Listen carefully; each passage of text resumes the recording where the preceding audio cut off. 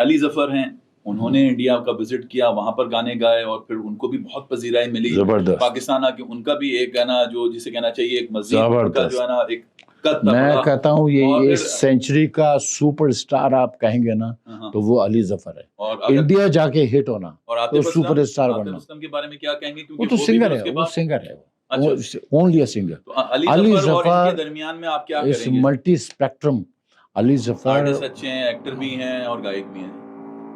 उसमें एक्टिंग तो अभी भी की थी, क्या नाम है, किसी ड्रामे में, if I am not wrong, Atif Aslam ने भी की थी बाय द वे, लेकिन कोई इतना ज्यादा पजीरा नहीं मिली। अली जफर तो बाकायदा एक्टर है यार। ये शेखी साहब आपने क्यों नहीं किया? मतलब मैं इन सारी चीजों का रुख उस तरफ करना चाह रहा था कि जब आपको पता है कि पाकिस्तान से इतने बड़े बड़े गायक वहां गए, इवन आबदा परवीन भी गई और दूसरे आर्टिस्ट भी गए, तो आपने क्यों नहीं सोचा, या आलमगीर साहब ने वहां इंडिया जाके इस तरीके से कॉन्सर्ट ने क्यों नहीं किया, या इस तरीके से आप लोगों को क्यों नहीं वहां जाने को मिला? ये मैं जानना चाहूंगा। इतने लोग गए, कहा के वापस आ गए, फिर दोबारा क्यों नहीं गए? मैं नाम नहीं लेता ना चाहता। क्यों?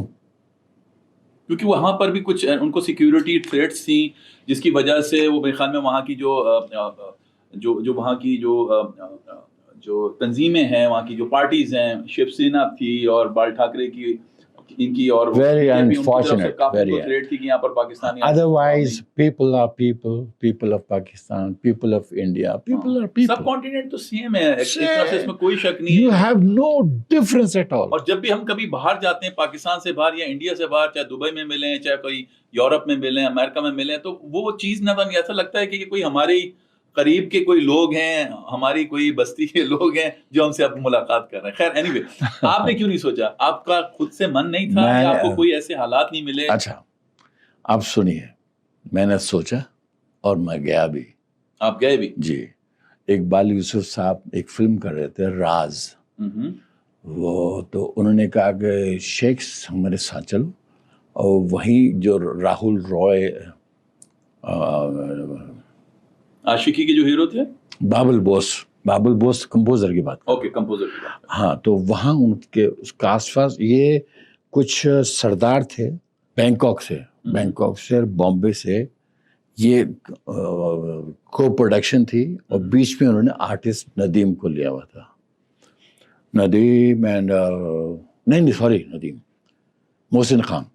अच्छा। मोहसिन हसन खान, बाबा शरीफ। तो तीसरे लेट्स गो टू इंडिया। चले गए वो बाबुल बोस आ गए, उन्होंने कंपोजिशन याद कराई, सब कुछ हो गया। तो कंपोजिशन तो बहुत अच्छी थी। मैंने कहा यार बाबुल साहब, आप खुद क्यों नहीं गा लेते? इतनी अच्छी आपकी आवाज़ है। पर सर, जिसका काम है ना उसी का काम। अच्छा। मैं कितना भी अच्छा गाऊं कोई फायदा नहीं, मगर मैं सिंगर नहीं हूँ। आप तो आप इंडिया में भी लोग आपको जानते हैं, पाकिस्तान में सभी जानते हैं, आप सिंगर हो, आपका टोन है, आपको माइक ने एक्सेप्ट कर लिया है। खैर, बहुत अच्छा हुआ, सब कुछ हो गया। अब जनाब हम गए रिकॉर्डिंग के लिए। लाल लाल होंठों पे गोरी किसका नाम है? यार बाजा बंद कर। यार तू कहाँ है? 10 साल पहले आता है यार, तुम किधर हो? पागल हो? तुमको किसी ने नहीं बताया कि तुम्हारी वॉइस है इंडियन? तुम्हारी वॉइस को मैंने इंडियन, क्योंकि एक फर्क है दोनों मुल्कों में, बाज कहते हैं जो साज बजाते हैं, एक बजाने का स्टाइल होता है। इंडिया में, पाकिस्तान में, उसमें फर्क सिर्फ बाज का है, स्टाइल, सिलेक्शन ऑफ नोट्स। जैसा अगर राग मालकौंस है उसमें, या राग बागेश्वरी भी है, तो उसके अंदर कोमल सुर वो ज्यादा यूज करते हैं। और इधर तीवर में बदमाशी है थोड़ी सी। तीवर, हाँ, कड़वे। तो उस वजह से जो है ना वो अब क्या हुआ कि जनाब उन्होंने मुझे याद कराया। उसके बाद दूसरे दिन सेटिंग थी। कौन सा स्टूडियो था? सनी स्टूडियो। आपने जाना है? ओके चले गए। अब ये कौन? महेश भट्ट साहब, इन्होंने अरेंज किया। 10 फिल्में साइन करा दी उन्होंने। 10 तू नहीं जाएगा यहाँ, 10 फिल्में गा के जाएगा यहाँ से। क्या बात। हाँ, और ये और वो, और तुमको तो मैं ये फिल्म के अंदर काम भी करना है तुमने, एक फिल्म था। हम्म। अब क्या अनु मलिक साहब तो वो अच्छा हमें अवतार गिल लेने आते थे अपनी गाड़ी में, तो ना अवतार गिल आया ना महेश भट्ट आया ना, अच्छा सेल फोन नहीं था ज़माने में। अच्छा अच्छा। हाँ डायरेक्ट ओनली वो जो लोग है ना हम उसमें फोन के सेट्स पे बात करते हैं। हाँ हम है तो जू होटल में, नहीं आया कोई, नहीं आया, अरे पूरा दिन गुजर गया। अब हमें पता था कि 6 बजे शूट ख़त्म होती है महेश भट्ट की जिसकी भी है, तो हम चले गए स्टूडियो में। और अच्छा हाँ, बीच में क्या हुआ था, एक दिन पहले हमने महेश भट्ट की एक फिल्म देख रही थी जिसका नाम भेड़िया था या क्या था, जिसमें वो राहिल रॉय जो है वो भेड़िया बन जाता है, ऐसी ही फिल्म थी, है ना, कोई नाम था।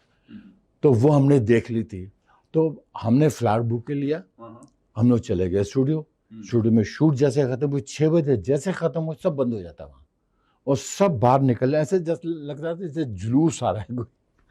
तो हम चले गए, मैं महेश भट्ट को फ्लावर दिया, ये वो भी बड़ा खुश। अच्छा महेश भट्ट साहब समझे कि मैं गाना गा के आ रहा हूँ, मैंने गा लिया और ये इसलिए फ्लावर बुक ला रहा हूँ, चलो चलो घर चलो, ये वो पार्टी करेंगे, आइए। घर चले गए, हाँ कैसा हुआ, मैंने कहा कुछ नहीं हुआ। क्या? मैंने कहा कुछ नहीं हुआ। बोले ये फ्लावर बुक है। मैंने कहा वो कल जो आपने फिल्म दिखाई थी वो प्रीमियर, उसकी वो फिल्म की वजह से, जोश नाम फिल्म का, जुनून। यार ये तो बहुत बुरा बात, इधर तुम फौरन फोन किया, उसको गाली देके वो आ गया, बिलीव करे इसे पैर पड़ गया वो महेश भट्ट के। अनु मलिक फिर ये तुम्हारे मुल्क का आदमी है, तुम इनके साथ बुरा करते हो। उसने बोला सर देखें इन्होंने जो शर्ट लाए मैंने पहना हुआ है।